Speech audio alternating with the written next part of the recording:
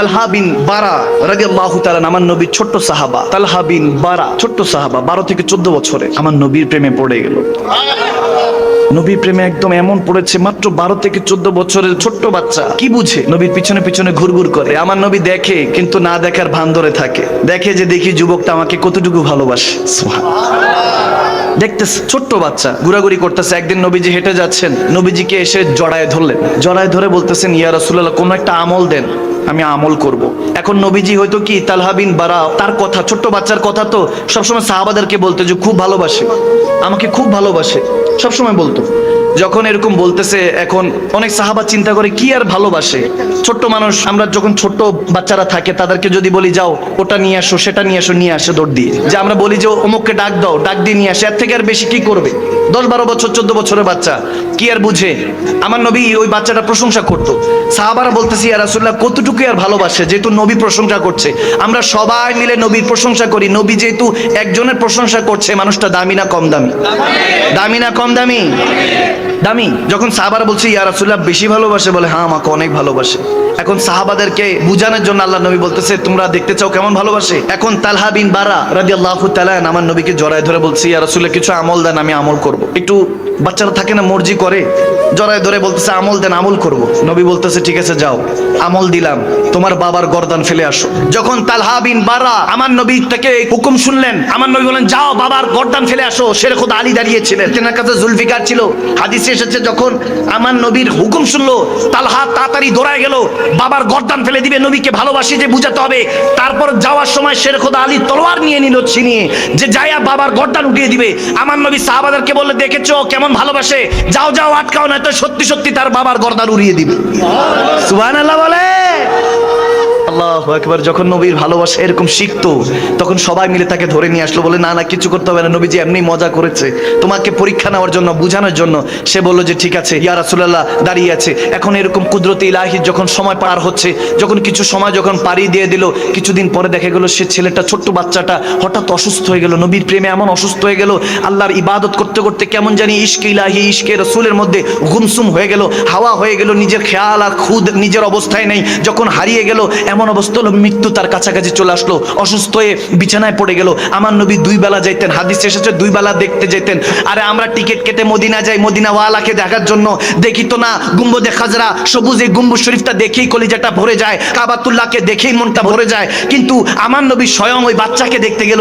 সুবহানাল্লাহ। যখন এরকম অবস্থা হলো, কয়েকদিন পার হওয়ার পরে আমার নবী ওই যখন বাচ্চাটার কাছাকাছি গেলেন, বাচ্চার বাবাও দাঁড়ায় ছিল, বাচ্চাটাকে কোলে নিলেন, কোলে নিয়ে আদর করছেন, কপালে চুমু খাচ্ছেন, এরপরে বাবার কানে কানে জানি কি জানি বলে বাচ্চাকে আদর করে চলে আসলেন। বাবাটার কাছে ছেলে জিজ্ঞেস করলো কি হয়েছে বাবা? তখন বলতেছে ওই বাবাটা যে আমার নবী বলেছে তুমি ইন্তেকাল করে যাবা, আজকেই আজরাইল আলাইহিস সালাম তোমার কাছে চলে আসবে, তুমি চলে যাবা আল্লাহর দরবারে। আমার নবী বলে গিয়েছেন তার জানাজা দাফন কাফন আমি করব, আমাকে খবর দিও। কিন্তু ওই যুবক, ওই ছোট্ট বাচ্চা দেখেন, তার ইশক দেখেন, ভালোবাসা দেখেন। আমরা যদি হুজুরকে দাওয়াত করি, হুজুর আমার কাছে আইসেন, কি দেশ বিদেশে কি চলতেছে কোনো খবর নাই, কি রাস্তায় কি জ্যামে পড়লাম নাকি, দাওয়াত দিছি হুজুর আসতেই হবে। কিন্তু ওই আশেক এরকম ছিল না, যারা সত্যিকারের মুমিন মুসলমান ছিল, তাদের অবস্থা মাকাম আলাদা ছিল। তারা বলতেছেন ওই হাদিসের মধ্যে এসেছে, ওই বাচ্চা যখন ইন্তেকালের শেষ মুহূর্তে ওসিয়ত করে যাচ্ছে, বলে বাবা আমি ওসিয়ত করলাম, আমি মারা যাওয়ার সাথে সাথে নবীজিকে কোনো খবর দিবা না, সাথে তাকে আমাকে দাফন দিয়ে দিবা, দাফন দিয়ে দিবা। সে বাবা বলতেছে তোমার জানাজা পড়াবে আমার রাসূল, এর চেয়ে বড় ভাগ্যবান আর কি হতে পারে? দাফন কাফনের কথা স্বয়ং রাসূল নিজে বলে গিয়েছেন, তুমি বলতেছো এর আগেই দাফন করে দিতে, কেন কি সব প্রবলেম কি? বলে না না, আমার নবী যখন তেনার হুজরা শরীফ থেকে ঘর থেকে আমার ঘরে আসবে, প্রতিমধ্যে অনেক ইহুদি নাসারাদের ঘর আছে, আমার নবীকে কষ্ট দিতে পারে। আমি আমার নবীকে এত ভালোবাসি, চাই না আমার জানাজাটার জন্য নবীকে কেউ কষ্ট দেখ। সে বলতেছে আমাকে আর আগে ইন্তেকাল হওয়ার সাথে জানাজা পড়াই দিও। যখন তার ইন্তেকাল হলো, দাফন কাফন হয়ে গেল, জানাজা হয়ে গেল, মাটিতে পুঁতে ফেললো। এখন দেখেন আমার নবী এসেছে, খবর পেয়ে দৌড়া এসছে, এসে বলতেছে কি ব্যাপার, তোমাকে না বললাম তোমার সন্তান তালহা যখন, আমার কলিজার টুকরা তালহা যখন ইন্তেকাল করবে আমি নিজে আসবো।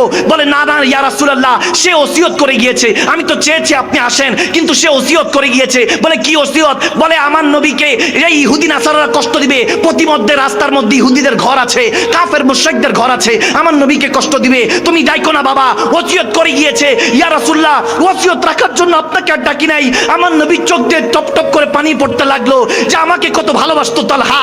কবরে বললে কবরটা কোথায়? বলে ইয়া রাসূলুল্লাহ এই জায়গার মধ্যে। কবরের সামনে গিয়ে আমার নবী দোয়া করছেন, রাহমাতুল লিল আলামিনের দুইটা হাত রব্বুল আলামিনের দরবারে উঠলো, বলল আল্লাহ তোমার কাছে আমার তালহা এসেছে, তুমি তার সাথে যখন কথা বলবা তখন তার সাথে ভালোবেসে কথা বললো, তার জন্য যখন সুপারিশ আমি নবী মুস্তাফা করছি, সে কত বড় ভাগ্যবান। রব্বুল আলামিনের কাছে রাহমাতুল লিল আলামিন নবী দোয়া করছেন সেই সাহাবার জন্য। যুবক, তখন তো এই ভালোবাসার মধ্যে আল্লাহ বরকত দেন। আমি বলি হ্যাঁ, उसने कहा था इश्क एक ढंग है, इश्क एक तमाशा है, मैंने कहा तुझे इश्क हो खुदा करे, फिर कोई तुझसे उससे जुदा करे, फिर तू गली गली फिरा करे, तू उसी की तस्बीह पढ़ा करे, फिर उसी का नाम जपा करे, बस उसी का नाम जपा करे, फिर तू उसी का नाम जपा करे, फिर मैं कहूँ कि इश्क एक ढंग है और तू नहीं नहीं कहा करे। अरे इश्क तो এখনো হয় নাই, মদিনাওয়ালার প্রেমে যদি পড়ে দেখেন তালহার মতো আপনার অন্তরের মধ্যে শান্তি দিয়ে দিবে রব্বুল আলামিন। আপনি এখনো সেই মদিনাওয়ালার প্রেমে পড়েন নাই, বান্দা যদি আপনি সেই মদিনাওয়ালার প্রেমে পড়ে যান তখন আপনিও বলবেন নবী না হয়ে এই দুনিয়ায় না হয়েছি ফেরেশতা খোদার, হয়েছি গো নবী উম্মত আপনার, তার তরে শুকুর হাজার বার। সুবহানাল্লাহ। আল্লাহ